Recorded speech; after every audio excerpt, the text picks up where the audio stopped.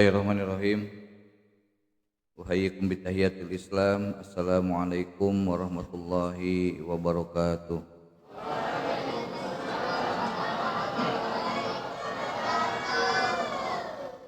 Alhamdulillah wassalatu wassalamu ala Rasulillah wa ala alihi washabihi wa mawalah. Asyhadu an la ilaha illallah wahdahu la syarikalah takdiran bihi wa tauhidan. Wa asyhadu anna Muhammadan abduhu wa rasuluh alladzi la nabiyya wa la rasula ba'dah. Allahumma la sahla ila ma ja'altahu sahla wa anta taj'al hazna idza syi'ta sahla. Allahumma inna nas'aluka hubbaka wa hubba ma yuhibbuka wa hubba amalin alladzi yuqarribuna ila ma yuhibbuk. Allahumma anfa'na bima 'allamtana wa 'allimna ma yanfa'una wa zidna ilman. Allahumma sholli sadri wa yassir li amri wahlul 'uqdatam min lisani yafqahu qawli. Ayyuhat tullab wa thalibat rahimani wa rahimakumullah wa arsadakumullah fi hayatikum. Alhamdulillah wa syukru ala kulli ni'amillah. Patut kita bersyukur kepada Allah Subhanahu wa taala atas segala limpahan nikmat yang senantiasa Allah berikan kepada kita. Di hari ini alhamdulillah Allah Subhanahu wa taala mempertemukan kita kembali dalam sebuah majelis ilmu ya, untuk bersama-sama membekali diri kita dengan ilmu yang kita miliki dan mencoba dari ilmu yang kita dapatkan selama ini melalui kajian demi kajian, pengajian demi pengajian atau buku-buku yang kita baca, itu akan menambah pembendaharaan ilmu dan mudah-mudahan dijadikan sebagai pupuk bagi keimanan kita. Makanya alhamdulillah hari ini Allah Subhanahu wa taala menakdirkan kita semua untuk bisa bermajelis ilmu. Walaupun suasananya panas ya, Masya Allah. Namun alhamdulillah mudah-mudahan kondisi seperti ini tidak menyurutkan kita untuk terus berjuang, terus bersungguh-sungguh ya, untuk memenuhi bekal kita nanti di akhirat dan bekal kita di dunia tentunya. Di kesempatan siang hari ini, sebagaimana yang anak-anakku sekalian ketahui bersama bahwa materi kita siang ini adalah iman bekal utama bagi seorang muslim. Judulnya apa? Iman bekal utama bagi seorang muslim. Ini ada kata yang pertama kali di sini adalah iman. Ada yang tahu apa itu iman? Percaya, apalagi yakin, apalagi percaya, yakin. Ada yang lebih lengkap? Mahwal iman itu kalau gimana? Membenarkan dengan hati, mengucapkan dengan lisan, mengamalkan dengan anggota. Nama kamu siapa? Fikri. Alhamdulillah. Barusan sudah disampaikan oleh saudara kita Fikri, al-imanu huwa at-tasdiqu bil jinan. At-tasdiqu bil jinan itu meyakini dengan hati. Harus yakin. Ya, yang kedua adalah wal iqraru bil lisan.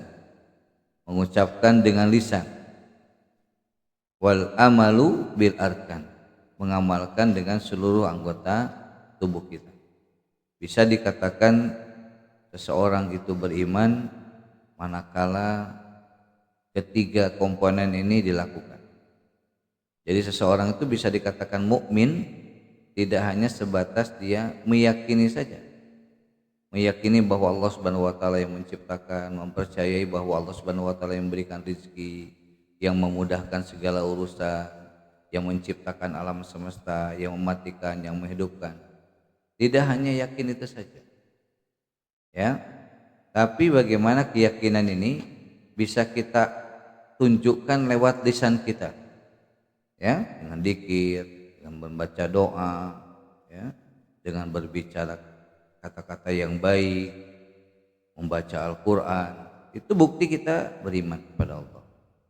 Dan yang terakhir adalah mengamalkan dengan perbuatan. Ini bukti bahwa kita ini beriman, yaitu tadi bukti kita beriman kita ngaji, bukti kita beriman kita sholat. Tidak cukup dengan satu jawaban, kamu muslim tidak? Saya muslim, saya Islam.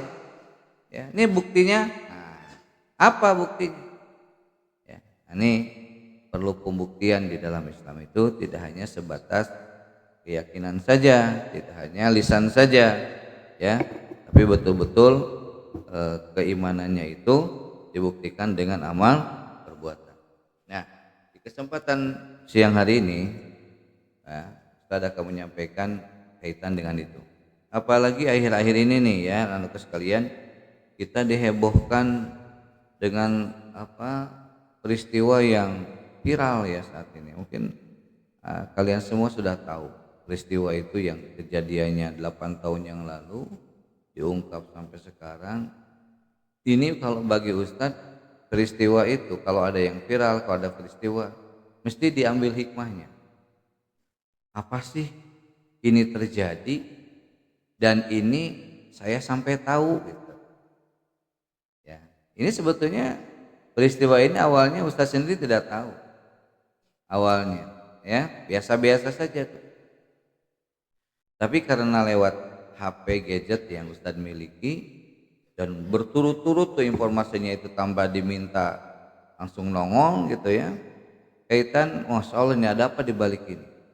Satu peristiwa yang tahun lalu, 8 tahun yang lalu, tapi mencuat saat ini karena ini heboh ya. Jadi ada bentuk pembelajaran bagi kita semua, ini terutama bagi kalian yang kita hubungkan dengan keimanan.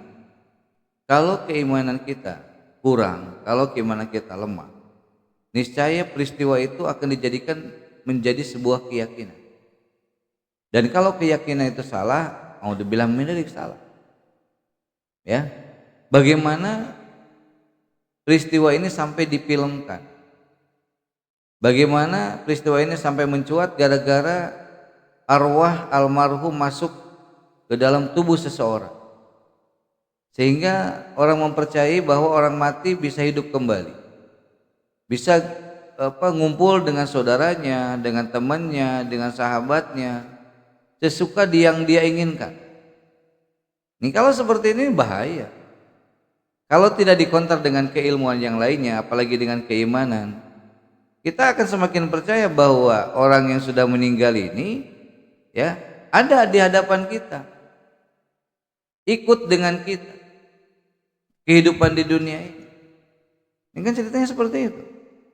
Ya, ternyata dia yang sudah meninggal ini mengakui bahwa dia bukan korban ya kecelakaan, tabrak. Ternyata bukan, dia dibunuh dari pengakuannya lewat tubuh seseorang. Ternyata dia arwahnya. Nah, di sini anak-anakku sekalian, kalau kita tidak tahu, niscaya kita akan mempercayai. Maka setiap kali ada orang yang mengatakan sesuatu dan perkataannya itu ternyata bukan dirinya tapi orang lain yang sudah meninggal, kita langsung mempercayainya. Bahkan bisa jadi yang bicaranya itu adalah orang tuanya, ayahnya, ibunya, saudaranya yang sudah meninggal, lantas kita mempercayainya. Kalau ini tidak segera dikonter dan diluruskan, maka bahaya bagi keimanan kita. Artinya apa? Artinya orang yang sudah meninggal itu punya kesempatan untuk gabung kembali dengan orang-orang yang masih hidup di dunia. Buktinya tadi. Ya. Ini yang kedua. Kita akan sedikit-sedikit menyampaikan itu, mudah-mudahan waktunya cukup. Yang kedua adalah ini buat kalian semua. Para pelaku dan korban itu yang 11 itu, dan yang korbannya itu 2 orang, yang sekarang 3 orang masih dicari dan 1 orang sudah diketemukan, konon katanya itu ada pelakunya. Ini usianya nyaris sama dengan kalian, bahkan ada yang pas dengan kalian usianya belasan tahun. Kalau ini walau alam peristiwa ini seperti apa, tapi kalau kita lihat dari cerita yang sekarang ini viral, ini mengerikan sekali anak-anakku sekalian.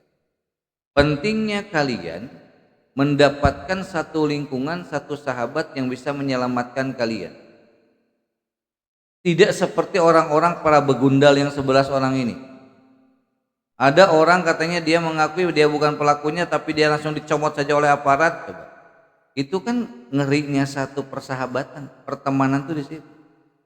Aparat tidak melihat dia salah atau tidak, yang ketika dia berada di lingkungan situ kena. Nah, kemarin sore itu Jalan Gading. Wallahu a'lam apakah itu sasarannya atau bukan. Sampai meninggal tuh. Usianya sama dengan kalian. Lagi naik motor, didatangin langsung tuh meninggal. Wallahu a'lam apakah itu sasarannya atau tidak. Tapi dia tidak sendirian di situ. Yang banyak terjadi itu adalah bukan pelakunya tapi salah sasaran. Ini jadi peringatan bagi kalian semua, bagi kita semua, berhati-hatilah. Ketika kita punya sahabat, ketika kita punya teman, ketika kita punya lingkungan, berhati-hatilah. Apalagi kalau gabung dalam satu komunitas yang jelas-jelas komunitas itu sudah sangat tidak baik. Tidak baik secara akhlak, tidak baik secara ibadah, tidak segalanya. Hanya unsur pertemanan saja komunitas itu ada kekuatan. Saking kuatnya korbannya itunya komunitasnya marah, akan mengadakan sweeping kalau tidak diketemukan satu kali 24 jam oleh aparat, tidak diketemukan maka dia akan melakukan sweeping pelakunya dan akan balas dendam.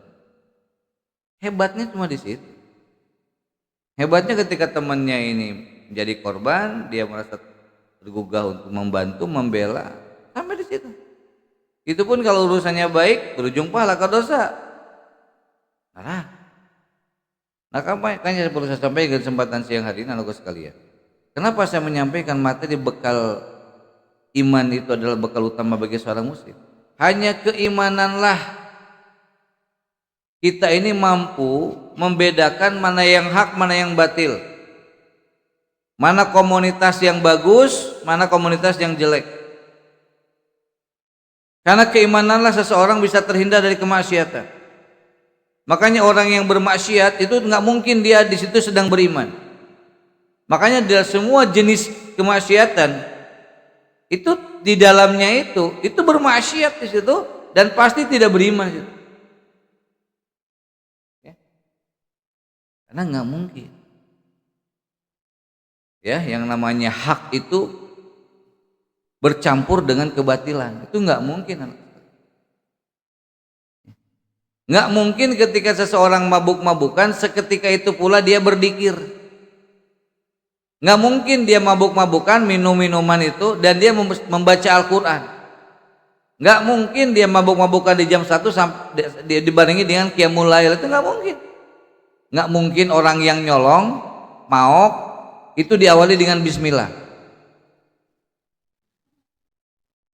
Atau enggak mungkin, maaf orang yang merokok ambil rokok bismillahirrahmanirrahim. Ada enggak? Enggak ada. Karena udah jelas itu bukan kebaikan. Paham tuh? Nah, di kesempatan saat ini, malam ini sengaja Ustadz membawa slide ya biar kalian bisa mengikuti materi ini. Kalaupun tidak ada, mudah-mudahan panitia sudah mengusahakan ya. Bisa kalian buka dalam surat Ibrahim ayat 24-25. Allah Subhanahu wa taala berfirman, "A'udzubillahi minasyaitonir rajim. Alam taro kaifa daraballahu masalan kalimatan thayyibah kasajaratin thayyibatin asluha sabitun wa far'uha fis sama tu'ti ukulaha kullahinin biidni rabbiha wa yadribullahu al-amthala lin-nasi la'allahum yatadzakkarun." Ini saya nggak tahu nih apakah di sini apa pernah saya sampaikan nih ayat ini ya. Walaupun sudah, alhamdulillah saya menguatkan karena bahasanya berbeda. Walaupun belum, ya alhamdulillah juga. Berarti ini ayat baru pertama kali saya sampaikan dalam kajian saat ini ya. Di dalam surat Ibrahim ayat 24-25 Allah Subhanahu wa taala berfirman, "Alam taro kaifa daraballah?" Apakah kamu tidak melihat, tidak menyaksikan bagaimana Allah Subhanahu wa taala menjadikan satu pemisalan, jadi satu ilustrasi.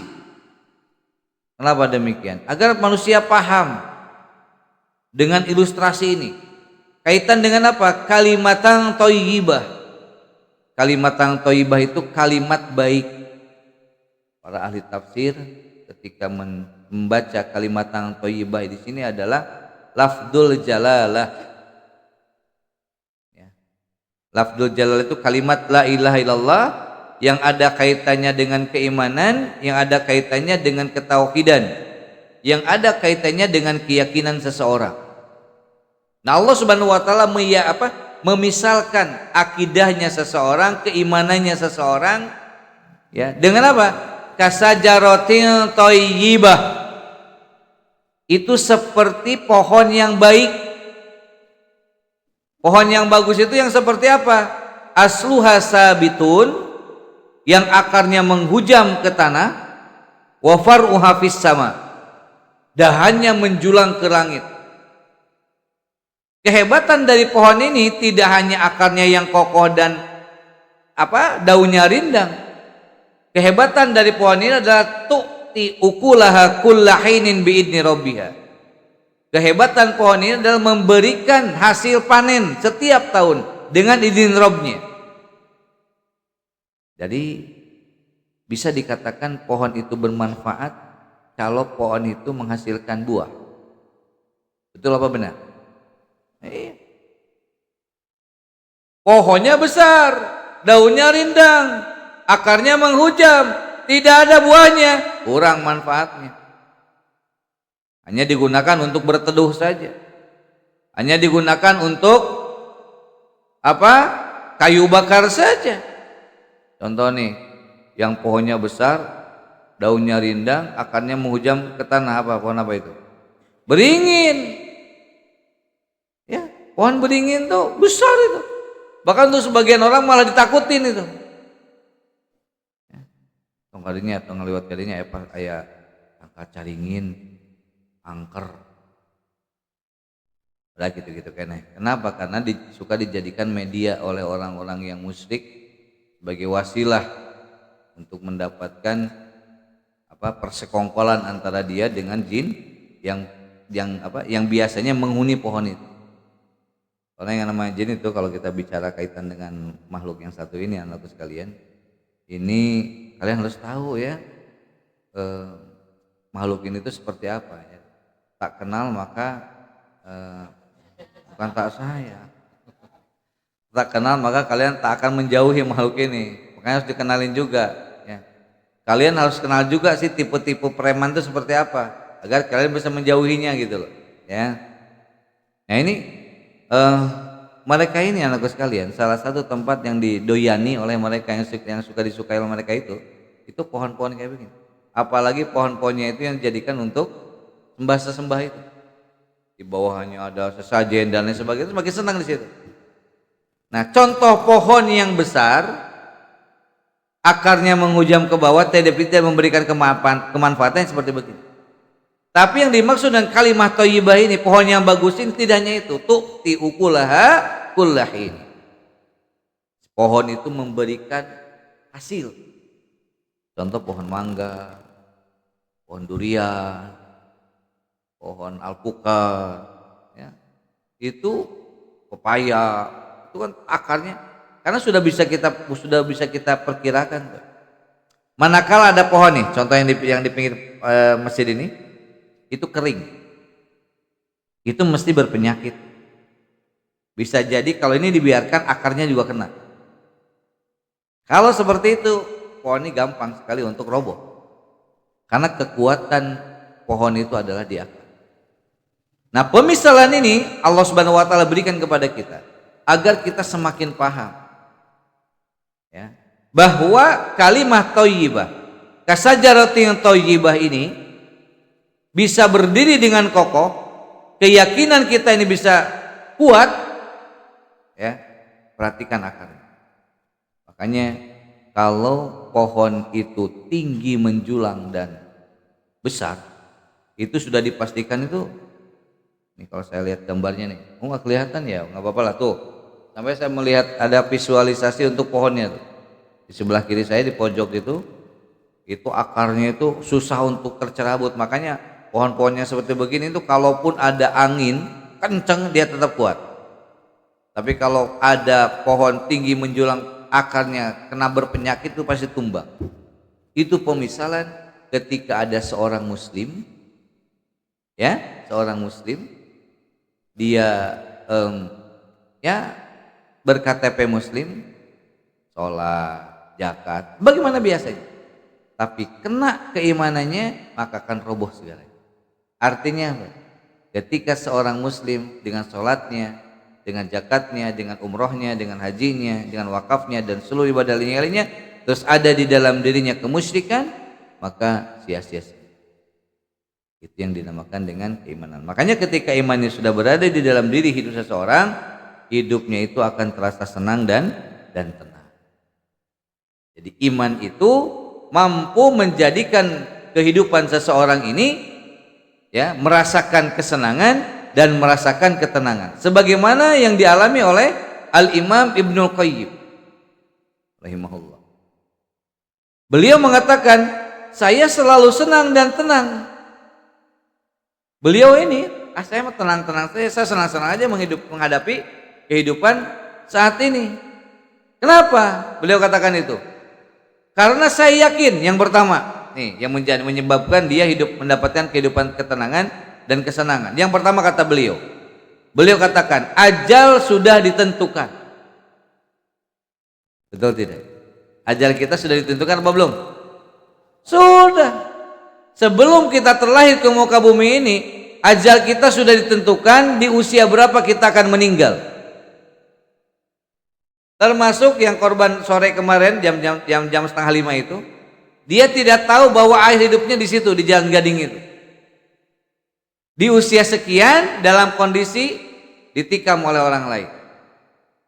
Coba kalau kita, itu kan rahasia. Dia tidak tahu di usia berapa akan meninggal. Kalau usia seseorang ini bocor alias diketahui oleh makhluknya, oleh kita misalnya, niscaya kita akan persiapan dong sebelum ajal itu menjemput kita. Termasuk si yang tadi tuh, si pemuda tadi. Kalau dia tahu bahwa ajalnya itu di Jalan Gading, dia kan nggak akan datang ke situ. Dan nggak apa, rek pipaeheun dirinya. Mau datang tadi ajak ke babaturan lagi, mau saya mah nggak apa dirinya tak pae orang. Bisa seperti itu kan? Kalau ajal itu diketahui. Makanya yang jadi masalah bagi kita nih, ketika ajal itu rahasia. Dalam kondisi apa ketika kita meninggalkan dunia ini? Ingat ya, Rasulullah SAW pernah menasihatkan kepada kita semua nih 14 abad yang lalu. Innar rajula la ya'malu amala ahlil jannati. Sesungguhnya seorang pemuda la ya'malu amala ahlil jannati, dia mengerjakan perbuatan-perbuatan penghuni surga, wa huwa maktubun min ahlin nar. Tetapi Allah Subhanahu wa taala menetapkan dia masuk ke dalam neraka, menjadi penghuni neraka. Kalakuan teh ibadah kas eta teh. Salat, zakat, puasa, kali itulah baca Quran. Tapi Allah telah menetapkan dia menjadi ahli neraka. Perhatikan. Fa idza kana qabla mautihi tahawwala. Orang tadi itu, orang yang rajin ibadah itu, karena sudah Allah tetapkan masuk neraka, maka menjelang kematiannya dia akan berubah. Famata fadaholan nar. Dalam kondisi berubah menjadi ahli maksiat, dia mati, maka masuk neraka. Wa innar rajula, dan ada seseorang la ya'malu amala ahli nar, dia melakukan perbuatan-perbuatan penduduk neraka. Wa huwa maktubun min ahli jannah, tapi Allah Subhanahu wa taala telah menetapkan dia menjadi penghuni surga. Wa idza kana mautihi fa idza kana qabla mautihi tahawwala. Maka orang itu menjelang kematiannya berubah. Tadi nasoko, mabok, judi dan lain sebagainya, berubah, taubat. Fa amila ahli jannah, maka dia melakukan perbuatan-perbuatan ahli surga. Famata fadaholal jannah, dia berubah dalam dia berhijrah, dan ketika hijrah dia meninggal pada halal jannah, maka dia masuk ke dalam. Ini saya cerita, ini kisah ini nyata. Saya mendapatkan kisah ini dari salah seorang ustadz. Ada dua kakak beradik. Kakak dua ini perangainya berbeda. Yang satu ini, si adiknya itu, dia termasuk kategori orangnya alim. Ya, alim teh, ya itulah, suka sholat ketinggalan, baca Quran, hafal beberapa Al-Quran, pokoknya soleh lah, adik nate teh. Ya, udah tinggal nage, ya ngaji gitulah. Ya, di satu lembaga pendidikan. Kakaknya, tahu nggak itunya, profesinya? Kakaknya itu kerjanya di dunia malam, di diskotik, nusok nganter nusoknan yang menyajikan minuman keras. Coba lihat endingnya, nih menarik. Ini nasihat bagi kita. Adiknya merasa kasihan kepada kakaknya yang bergelimang dosa, dan dia merasa bahwa dia adalah ahli surga. Dalam kesehariannya dia beribadah, sholat tak pernah ketinggalan, baca Al-Quran juga demikian. Dia mulai menjadi sebuah kebiasaan. Ya, rasa kasihan sekali. Sampai dia ingin berkunjung ke tempat di mana kakaknya bekerja. Si kakaknya di waktu yang hampir bersamaan, ketika dia bekerja di diskotik itu, dia merenung, mengevaluasi diri. Waduh, umur sekolot, pagawean kieu wae, dugem, mabuk, bermaksiat, berzina. Padahal KBG bakal maut. Dia merenung terus. Sampai tertunduk dia di situ, di pojokan di ruangan situ, sampai ingat kepada adiknya ini adalah soleh. Sampai dia bermaksud untuk mengunjungi adiknya, dan dia bermaksud untuk keluar dari pekerjaan itu dan meninggalkan pekerjaannya. Di waktu yang hampir bersamaan, adiknya datang ke tempat kakaknya datang ke tempat adiknya. Ketika berada di tempat itu, gempa bumi terjadi. Bangunan ini roboh. Ketika adiknya di situ masuk, ya, melihat situasi kondisi diskotik, sambil penasaran pengen merasakan minum air keras. Minuman keras itu air keras bukan ya? Oh, beda. Kalau air keras mah langsung jalan.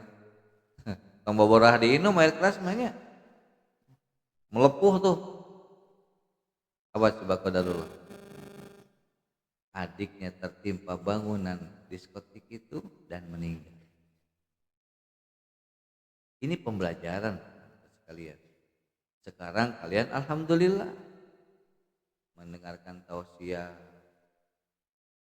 sholat tadi duhur berjamaah, sebentar lagi sholat asar juga berjamaah, pulang ke rumah bantu orang tua, nanti malam pada maghrib baca Al-Quran. Alhamdulillah, kita ucapkan alhamdulillah. Yang diperlukan oleh kita itu adalah istiqomah. Jangan sampai tadi, ya, wa idza kana qabla mautihi tahawwala, menjelang kematiannya berubah. Ini yang dikhawatirkan itu. Makanya anakku sekalian, tolong perhatikan ya, jangan sampai kita ini mudah terjebak, ya, mudah diajak. Kamu ayeuna mah gampang pisan ta pertemanan di sini nih. Teu apal saha eta. Ujug-ujug kenalan we. Da fotona awewe. bari geulis deui. Tong maka percaya ayeuna mah. Kasus kamari tadi Cianjur gitu di mana? Menikah sudah 6 hari apa 10 hari.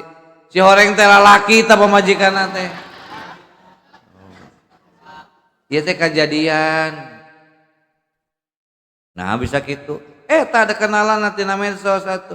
Hari medsos zaman ayeuna.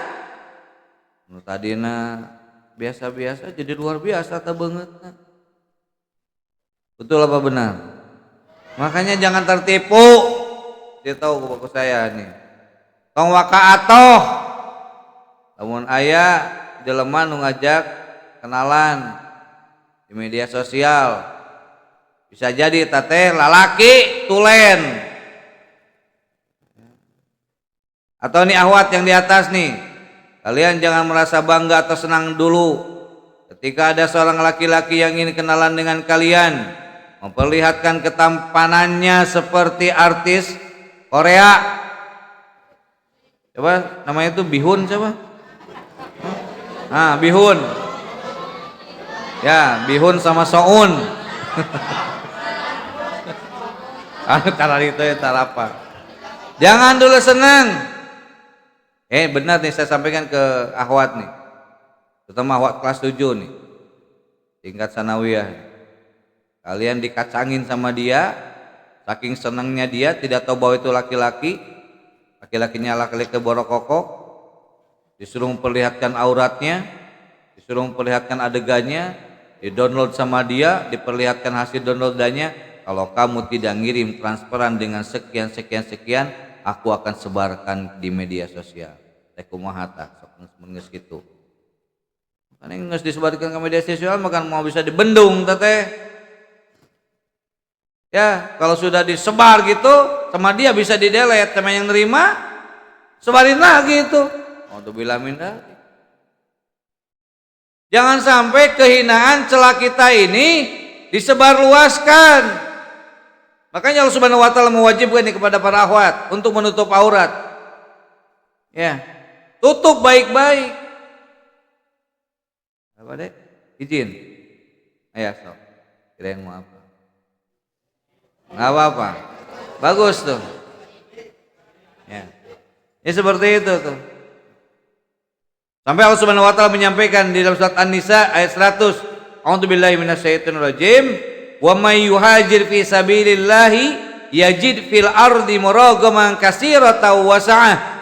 Wa may yahruz bi min baitihi muhajiran ilallahi wa rasulihi summa yughrikul maut faqad waqa'a ajrullahi wa kana ghafurur rahim wa kana Allahu ghafurur rahim.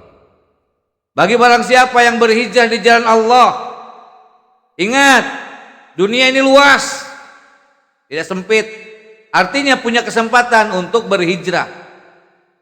Kalau kalian punya keinginan untuk merubah menjadi lebih baik, jangan nunggu-nunggu. Jangan ada istilah nantilanan, keheulaanan. Isuk saya mau berhijrah. Bilang ke temannya, insya Allah saya besok mau lebih rajin lagi ibadahnya. Kenapa mesti nurut besok? Besok nggak ada jaminan kita hidup. Kalau mau ingin berubah diri, sekarang ingat, ya itu bagian daripada talbis iblis. Menunggu-nunggu untuk melakukan sebuah amal soleh itu bagian daripada jundun min junudil iblis. Tentara-tentara iblis itu tadi salah satu bisikannya adalah menunda-nunda. Tenang, isuk aya keneh, besok saya akan rajin sholat, ya. Besok saya tidak akan rokok lagi. Kenapa nunggu-nunggu besok? Kalau mampu sekarang. Besok nggak ada jaminan. Bagi barang siapa yang seseorang berhijrah dari satu tempat ke tempat yang lain lebih baik, ketika proses hijrah ini dia meninggal, summa yugdikul maut faqad waqa'a ajruhu 'ala Allah. Dia akan mendapatkan satu ketetapan pahala yang sudah Allah tentukan. Bisa. Ingat yang orang yang pernah membunuh 99 orang itu plus dengan 100 orang yang ketik seorang abid. Coba, pembunuh 99 orang bukan nyamuk. yang dibunuhnya jelema geus dipaehan kumaha teh 88 plus saurang ahli ibadah jadi 100. Coba ketika dia hijrah apa endingnya apa? Berkesempatan masuk surga tuh. Can ngalakukeun nanaon teh?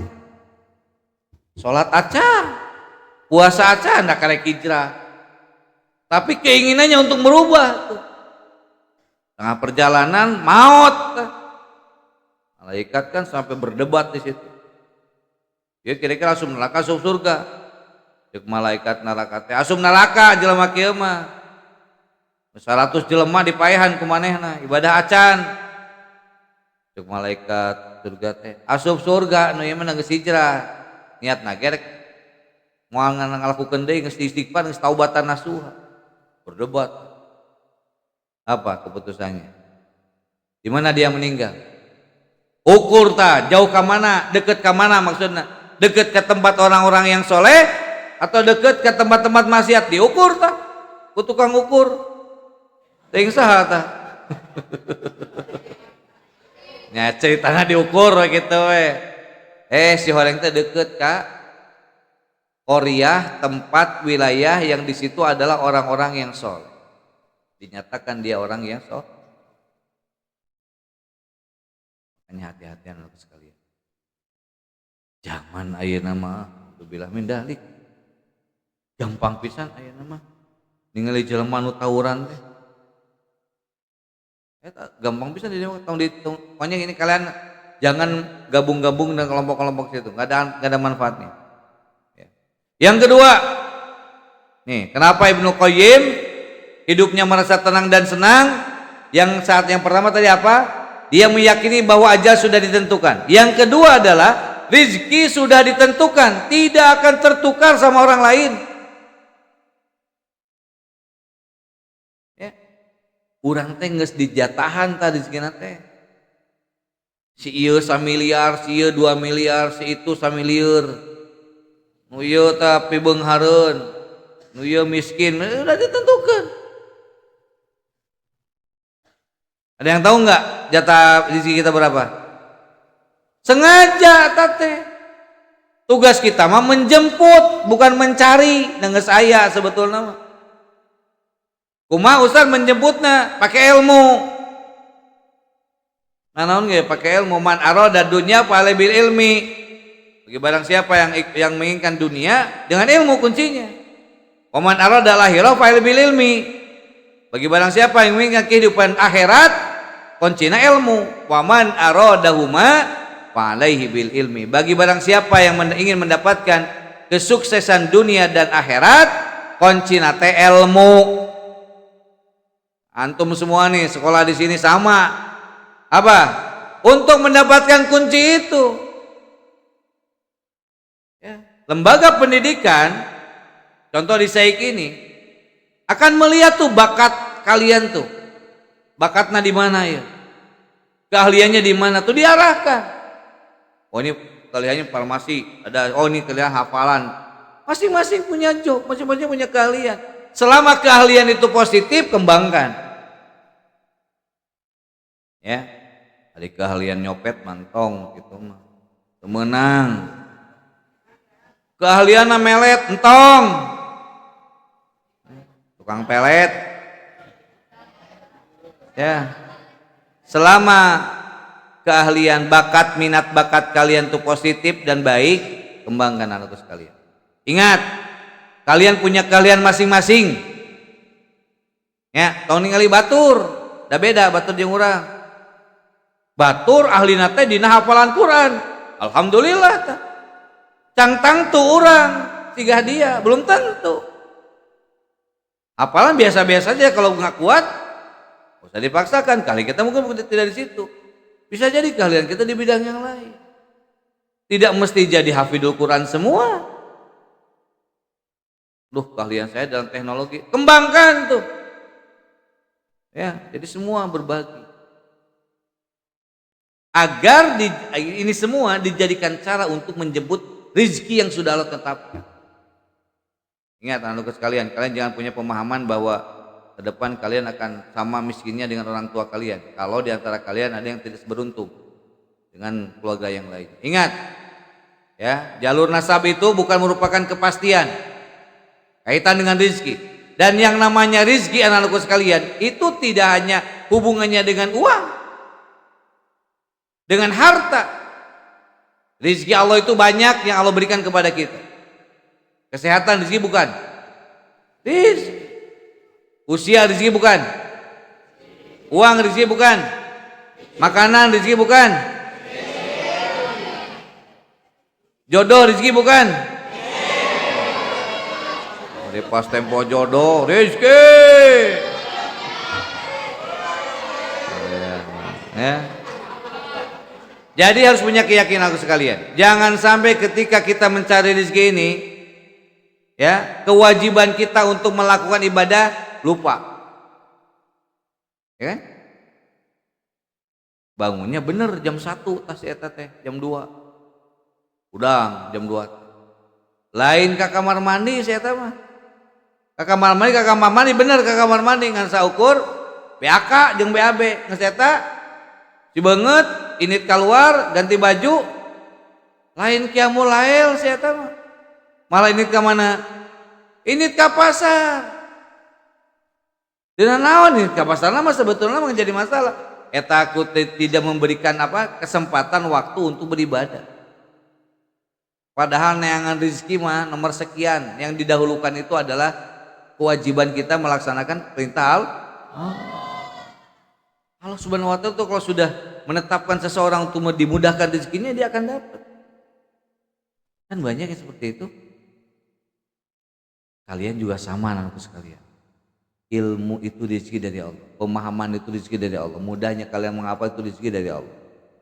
Kalian tuh suka berusaha bagaimana agar cepat hafal, agar cepat paham. Ya, pengen tahu caranya. Tapi kalian tidak mencoba untuk mendekati orang, ajat yang memberikan itu semua, yaitu Allah Subhanahu wa ta'ala. Ya. Suka disepelekan itu yang namanya sholat. Suka disepelekan itu yang namanya doa dan dzikir. Suka disepelekan itu yang namanya baca Al-Quran. Padahal ibadah-ibadah itu, ya, itu adalah sarana Allah Subhanahu wa ta'ala lebih memudahkan kita untuk mendapatkan rezeki yang sudah Allah tetapkan. Tinggal dijemput. Lanjut, nih ada satu nasihat, ini bagus sekali nasihatnya, tinggal 10 menit deh. Ibaratun jamilatun lidoktor Aid Al-Qarni. Ini ada satu kalimat indah dari Dr. Aid Al-Qarni. Nasihat bagi kita semua. Arabnya terjemahnya juga ada. Nahnu la namliku taghyirul madhi. Beliau katakan seperti itu. Kita ini tidak punya kekuasaan untuk merubah yang telah terjadi. Sudah ya sudah. Makanya sebelum itu terjadi dan terjadi penyesalan, persiapkan diri. Sampai Al-Bukhari mengatakan al-ilmu qoblal qauli wal amali. Ilmu itu sebelum mengucapkan dan sebelum bertindak. Artinya apa? Bekali dulu diri kita itu dengan ilmu. Kelak kalau diri kita membekali diri kita dengan ilmu, kita akan senantiasa berhati-hati. Berhati-hati apa? Berhati-hati dalam bertindak dan berhati-hati dalam berucap. Karena kalau itu kalau itu dilakukan tidak dengan penuh kehati-hatian, apalagi tidak penuh dengan keilmuan, maka ujung-ujungnya adalah penyesalan. Dan kita tidak sanggup untuk merubah dari apa yang pernah kita ucapkan, dari apa yang pernah kita lakukan. Ya, tadi sholat duhur kita tadi nggak bisa kita flashback ke belakang. Aduh, tadi sholatnya padahal mah batal kan. Yang bisa dilakukan mungkin hanya mengganti sholatnya saja, tanpa bisa kita mundur ke belakang. Ya, seseorang sakit hati gara-gara ucapan kita. Kalau sudah terluka hatinya gara-gara ucapan kita, susah untuk diobati. Makanya berhati-hati. Makanya boleh katakan nahnu la namliku taghyirul madhi. Kita nggak mungkin merubah sesuatu yang sudah terjadi. Selesai, sudah. Wala rasmul mustaqbal. Dan kita juga tidak bisa menggariskan ke masa depan. Kalian akan seperti apa? Wallahu a'lam. Jangankan kalian akan menjadi apa. Nanti sore saja kalian akan kalian lakukan apa? Wallahu a'lam. Kita ini hanya bisa berencana. Makanya sering kita katakan kepada teman kita, nanti pada asar mau kemana? Insya Allah pada asar saya akan datang ke rumahmu. Oh, belum tentu. Jadi nggak ada kata-kata pasti. Kita ini hanya bisa berencana, Allah yang menentukan. Ya. Beliau katakan, "Falimada taqtulu anfusana hasratan ala syai'in la nastati'u taghyiruhu." Lalu mengapa kita bunuh diri? Ya, dengan penyesalan. Diri kita dibunuh dengan penyesalan atas apa yang tidak bisa kita lakukan untuk merubahnya. Alias apa? Nggak usah putus asa. Ketika sudah terjadi, ya sudah terjadi. Ingat, ini saya sampaikan kemarin ketika Gaspol Ramadan, perumpamaan ini. Kalau seorang supir itu yang sering dilihat itu kaca depan apa kaca spion? Kaca spion? Ya kaca depan atuh. Kaca depan, kaca spion. Nah kadang-kadang dilihatnya kalau mau belok kanan lihat spion kanan, kalau mau belok kiri lihat spion kiri. Sama emak-emak, spion kanan belok. Ya gitu. Jadi nggak usah nyesel, nggak usah disesali. Udah sudah sadar. Tuh, ya Allah kenapa tadi? Nggak usah. Kalau penyesalan tuh hanya untuk sekedar, silakan saja sebagai bentuk penyesalan. Tapi jangan sampai menjadikan putus asa. Ini yang tingkat bunuh dirinya banyak itu di Jepang, negara Jepang. Itu negara termasuk negara maju. Teknologinya bagus. Makanya sering disebut negara robot. Untuk beberapa produk itu yang mengerjakan aja itu bukan manusia, tapi robot. Namun apa kelemahan mereka? Ketika keimanan sudah tidak ada di dada. Karena mereka kebanyakan mayoritas bukan muslim. Bahkan mereka ateis, tidak mempercayai Tuhan, tidak bertuhan. Bagaimana lemahnya mental mereka. Saking lemahnya mental mereka itu gini anak-anakku sekalian. Gagal sedikit dalam satu proyek itu penyesalannya itu minta ampun, bahkan tidak sedikit di antara mereka ada yang bunuh diri. Gara-gara gagal. Orang yang lemah imun tuh kayak gitu. Makanya tingkat bunuh diri di Jepang itu lebih sering dibanding negara kita. Ini merupakan indikator ya tentang keimanan seseorang.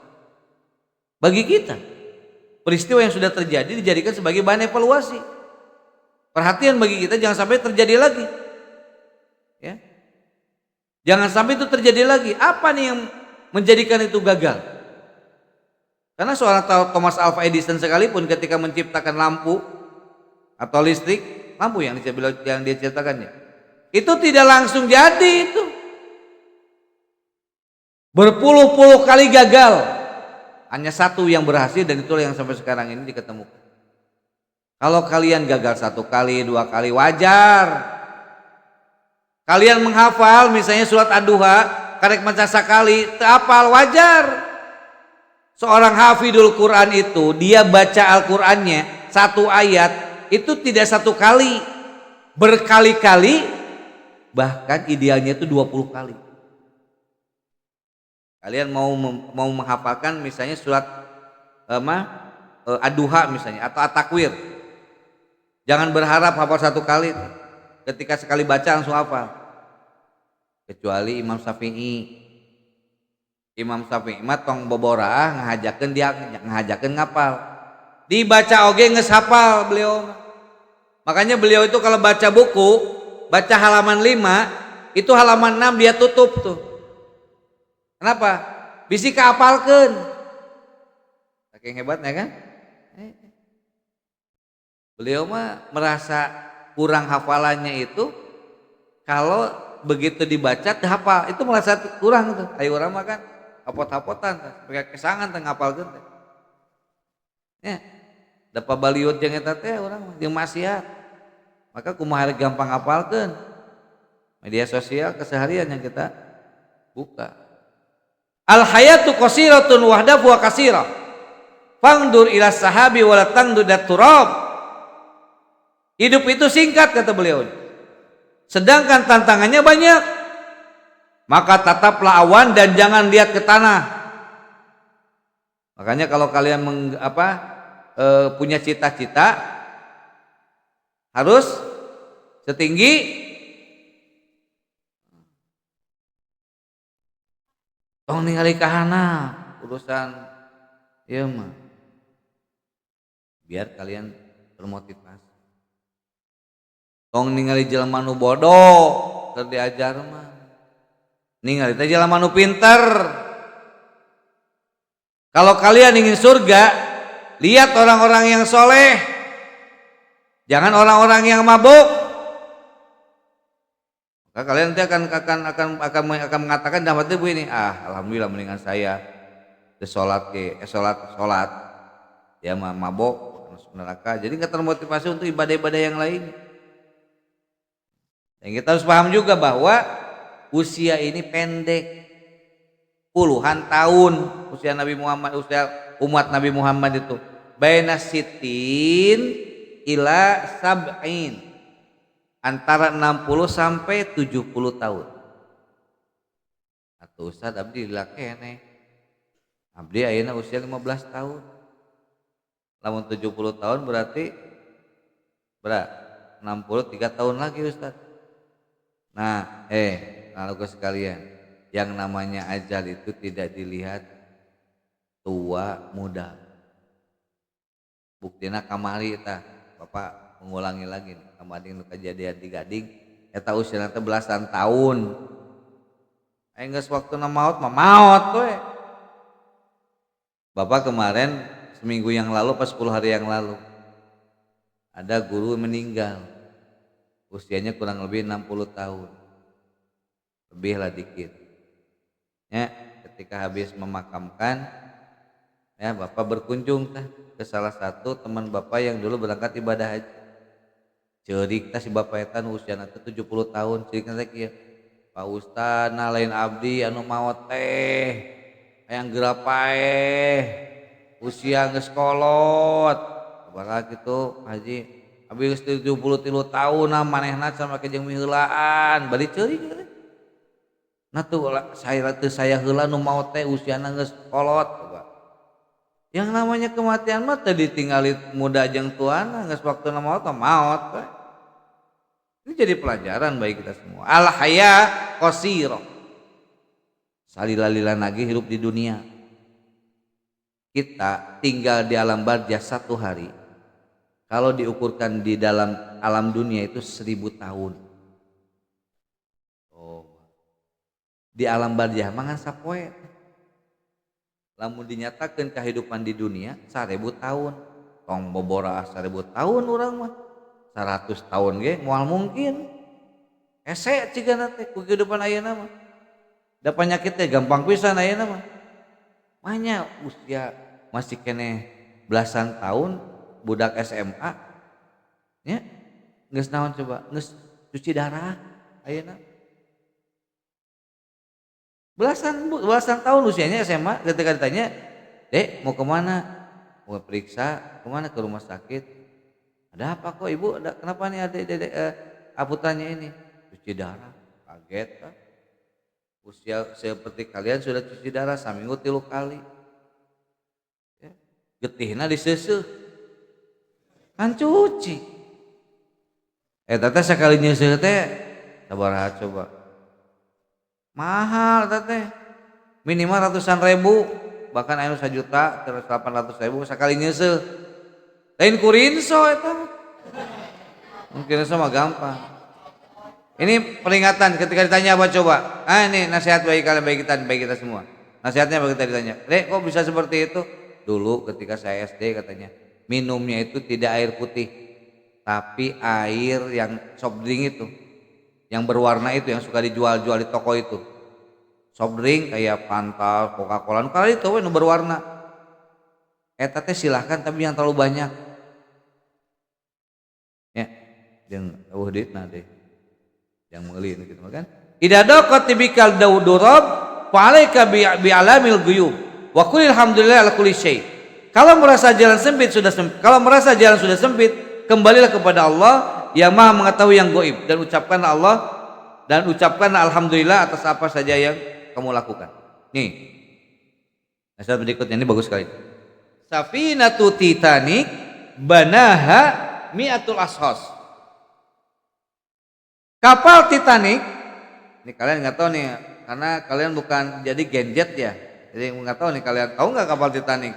Mau tahu ya? Nah, itu dibangun oleh ratusan orang, yang ngebikin ini ratusan orang, bahkan engineeringnya dia mengatakan, saking sombongnya nih, engineeringnya ya, tidak ada yang bisa menenggelamkan kapal Titanic ini, sampai Tuhan pun tidak bisa menenggelamkan. Saking sombong nata. Karena emang kapal Titanic itu kapal terbesar pada masa itu. Lainnya mah banyak kayak gini, lebih canggih malah. Ujung-ujungnya naon? Diteleum tah.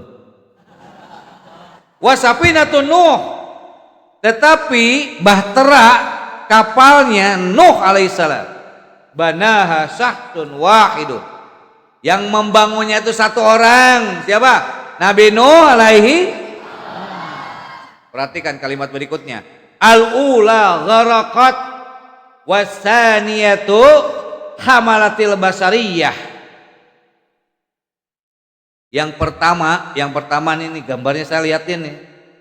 Ya, saya liatin nih Titanic lagi tenggelam nih. Coba teka tingali ini. Ora ketok ya. Yang pertama nih kapal Titanic ini yang dibangun oleh ratusan orang ini, engineeringnya sombong ini, tenggelam. Di mana Samudra Atlantik mana lah, ada itu sampai dingin situ kan karena emang lagi berada di jauh itu. Wasaniyatu hamalatil basariyah. Tapi bahteranya Nabi Nuh mampu menyelamatkan manusia dan tidak hanya manusia, hewan dan tumbuhan. Ini hikmahnya dibagi itu apa hikmahnya? Kekuatan Allah Subhanahu wa taala. At-taufik minallah. Nih. Taufik itu hanya dari Allah. Nahnu lasna sukanul asliyina di hadal kaukabul ardi bal nahnu natamanna ila jannah. Kita ini bukanlah penduduk asli bumi ini. Perhatikan. Ya. Asal kita di mana? Surga. Penduduk ahli surga itu siapa? Kita manusia. Ya. Hai sukana abuna Adam yaskunu fil bidayah lakinna nazzalna huna muaqqatan likay nuaddi ihtiyaran kasiran summa narji bi sur'atin. Tempat di mana orang tua kita Adam tinggal di permulaan. Kita tinggal di sini hanya untuk sementara, untuk mengikuti ujian, lalu segera kembali ke tempat di mana kita dulu berada. Kita ini teh lagi ujian anak-anakku sekalian. Lagi PAT ayeuna teh.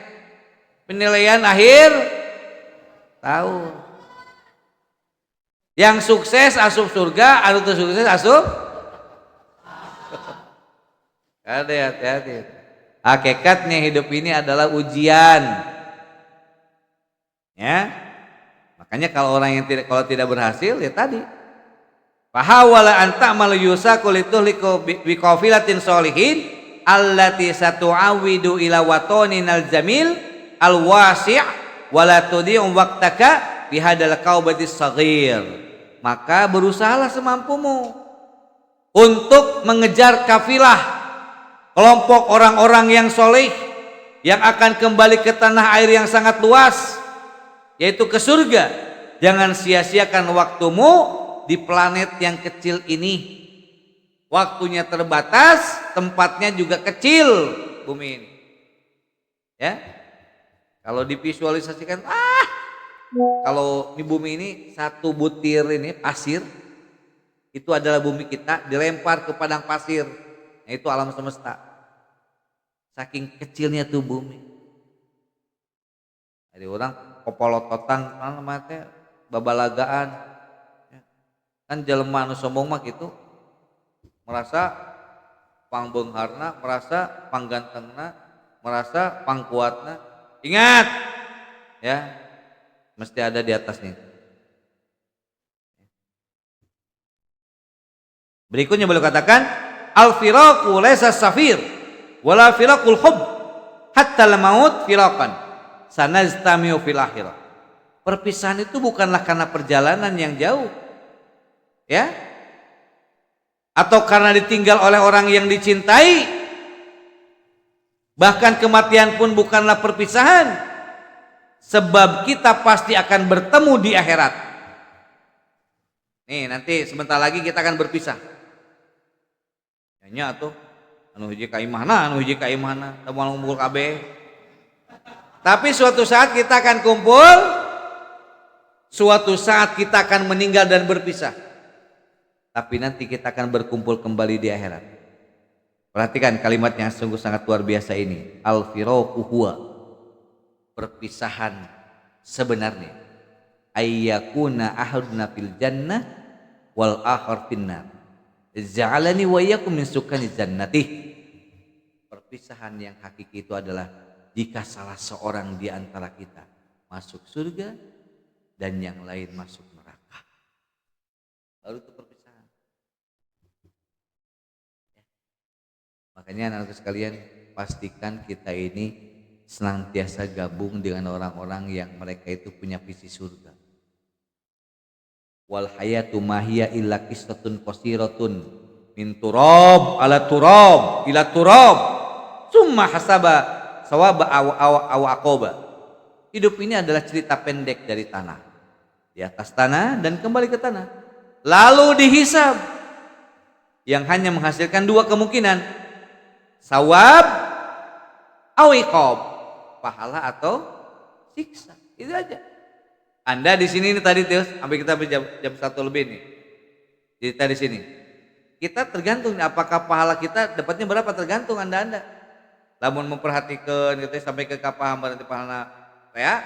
Tapi lamun saukur molor misalnya sare, ada pahalanya sebagai baik. Ya. Waktu kita sama, isinya berbeda. Usia kita sama, tapi pahala kita berbeda. Sesuai dengan kapasitas kehidupan kita. Fa'asa hayatuka lillahi takun as'adu khaliqallah. Allahumma lakal hamd kama yanbaghi li jalali wajhika wa adimi sultanik. Maka hiduplah untuk Allah, niscaya kau akan jadi makhluk yang paling bahagia. Ya Rabb, untuk segala puji yang layak untuk kemuliaan wajahmu dan keagungan kekuasaanmu. Gitu. Maka kita berharap kepada Allah Subhanahu wa taala untuk senantiasa kita berada di jalannya. Kita langsung ke pertanyaan. Bismillah, Ustaz izin bertanya, saya Lutfi 7B, cara mendapatkan teman, lingkungan, komunitas yang bermanfaat dan benar. Nih, bagus pertanyaannya ya. Gini, kalau kalian berada di lingkungan yang bagus, kompleks gitu ya, bersyukurlah Anda. Tapi kalau Anda berada di lingkungan yang tidak bagus, kiri kanan depan belakang ya, barudak nate sok kurang menguntungkan lah. Maka lebih baik pilihan kalian cuma satu, berada di rumah. Pastikan di rumah lebih aman. Kalau di sini insya Allah, kalau urusan sekolah semuanya teman, tapi tidak semuanya menjadi sahabat. Kalau Ustadz suka membedakan antara teman dan sahabat. Tidak ada musuh di antara kita. Semua innamal mu'minuna ikhwah. Semua orang yang beriman itu adalah saudara. Tapi ada yang menjadi motivator kita, ada yang menjadi as-sahib, orang yang berpengaruh kepada kehidupan kita, yaitu sahabat. Dan dia orang-orang yang memiliki visi yang sama, misi yang sama. Baru itu adalah seorang sahabat. Kalian bisa mengukur lah, bisa mengetahui apakah dia baik atau tidak. Bismillah. Bilal Putra ya. Izin bertanya, bagaimana hukumnya orang yang bercanda soal agama? Nggak boleh. Agama tidak diperbolehkan untuk dicanda-candain, apalagi bercanda tentang Allah, tentang Nabi Muhammad, Al-Quran, tidak boleh ya. Ini dari Salman ya, M Salman. Bagaimana cara meningkatkan keimanan yang sudah lemah? Cara meningkatkannya perbanyak ibadah. Pertama, untuk meningkatkan ini ya, meningkatkan keimanan. Kalian rajin-rajin membaca buku, membaca Al-Qur'an. Ya. Yang kedua adalah berteman dengan orang yang soleh. Ya. Itu aja dulu tipnya. Assalamualaikum Ustadz, izin bertanya bagaimana cara agar iman kita tidak goyah? Ini hampir sama dengan pertanyaan tadi ya. Izin bertanya bagaimana cara menjauhi lingkungan pertemanan yang mengajak pada keburukan saat kita berniat istiqomah di jalan Allah. Ini nih anak sekalian, emang seusia kalian tuh harus berani mengatakan tidak dalam kejelekan. Ya, terus mulai belajar ya. Ketika teman kalian misalnya ngajak untuk, ayo kurang jalan-jalan, mau motoran, ngajak nanti jam 8 peting. Nah, kalian harus berani.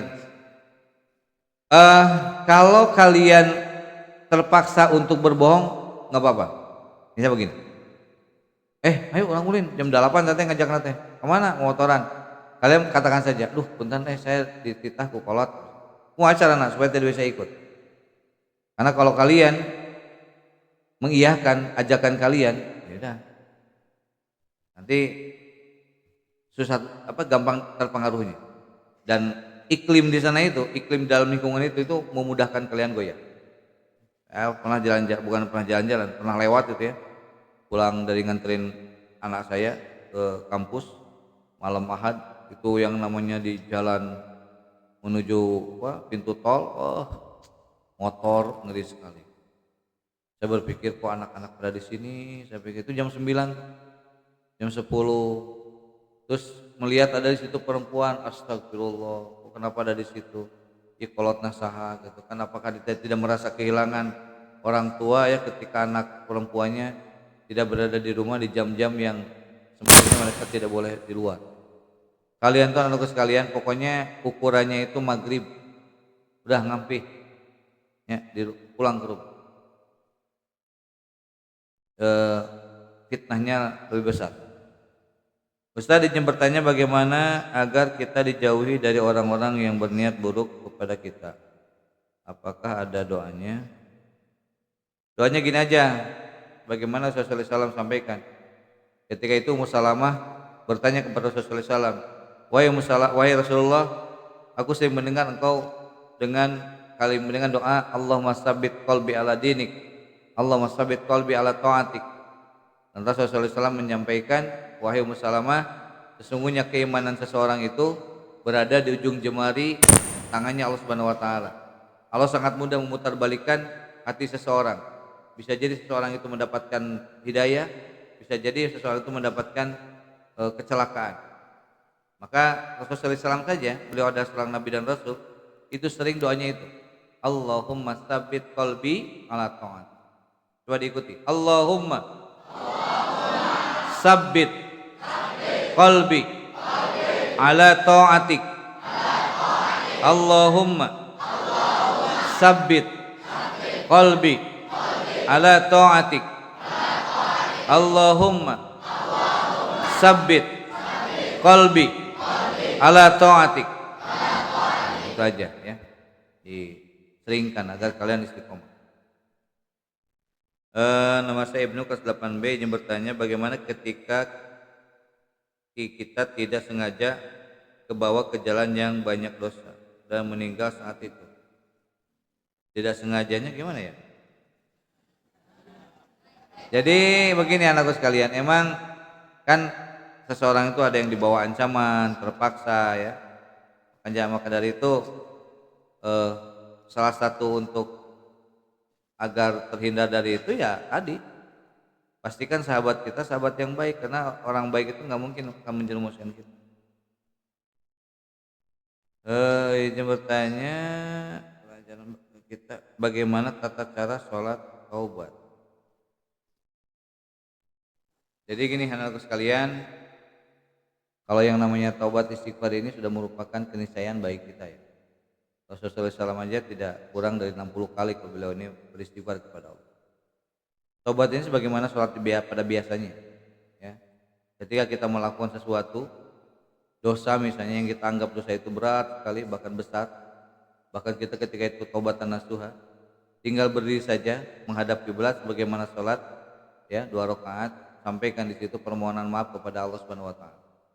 Sebagaimana ketika kalian melaksanakan sholat pada umumnya ya. Syukur-syukur kalian bisa menangis ketika itu. Nikmati sholat itu karena sholat itu merupakan wujud ya pertaubatan kalian. Saya sedikit kelas E ya. Ingin bertanya. Ketika kita mempunyai banyak masalah, apakah itu ujian dari Allah? Jadi gini anak sekalian, apapun yang masalah yang dihadapi oleh kita itu ujian dari Allah. Ya, kalau itu merupakan kelapangan maka kita bersyukur. Kalau itu merupakan kehimpitan, sakit maka kita bersabar. Ya, walaisa dzaka illa lil mu'min. Itu semua tidak terjadi kecuali bagi seorang mukmin. Wa kulluhu khair. Itu semua baik. Maka dari itu, ketika kita yang namanya ujian itu anak-anakku sekalian tidak mesti dengan penyakit. Ya, kita sehat itu ujian sebetulnya. Ujian itu tidak mesti dengan kemalaratan. Kemewahan itu juga ujian, tapi kebanyakan manusia, kebanyakan orang nih menjadikan itu ujian ketika sesuatu yang tidak diinginkan baru ujian. Padahal ujian terberat bagi seorang mukmin, seorang muslim, umat Nabi Muhammad ini adalah harta, kekayaan. Ya, kullu ummati fitnah wa fitnatu ummati al-malu. Setiap umat kata Rasulullah SAW itu ada ujiannya, ada fitnahnya, dan fitnahnya bagi umatku ini adalah harta. Makanya jangan sampai ujian ini hanya dimaksudkan dalam hal-hal yang tidak diinginkan. Ya, sehat, dilapangkan, itu ujian juga. Makanya biasanya yang terberat yang dialami oleh manusia itu ketika ujian berbentuk kelapangan, ketika ujian berbentuk kesehatan, ketika ujian berbentuk kebahagiaan. Beratnya di situ. Kita ini ingat kepada Allah ketika sakit, tapi ketika sehat, nah itu pada ujian juga itu. Ya, makanya ketika Allah Subhanahu wa taala memberikan kesehatan kepada kita, syukuri itu agar kita terbebas dari ujian itu. Afwan Ustaz, waktunya sudah habis. Ingetin dong. Kita satu ini terakhir ya.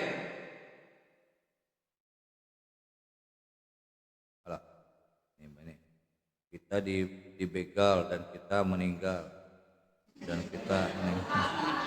kita meninggalnya oleh begal. Apakah kita mati syahid? Jadi orang yang meninggal ketika dia didolimi, insya Allah dia akan meninggal dalam kesyahidan. Tapi catatannya begini anakku sekalian, tergantung amal ibadah juga, ya seperti itu. Jadi bukan berarti orang yang meninggal dibegal kalau mati syahid terus bergabung dengan orang-orang yang seperti itu agar dibegal oleh orang lain.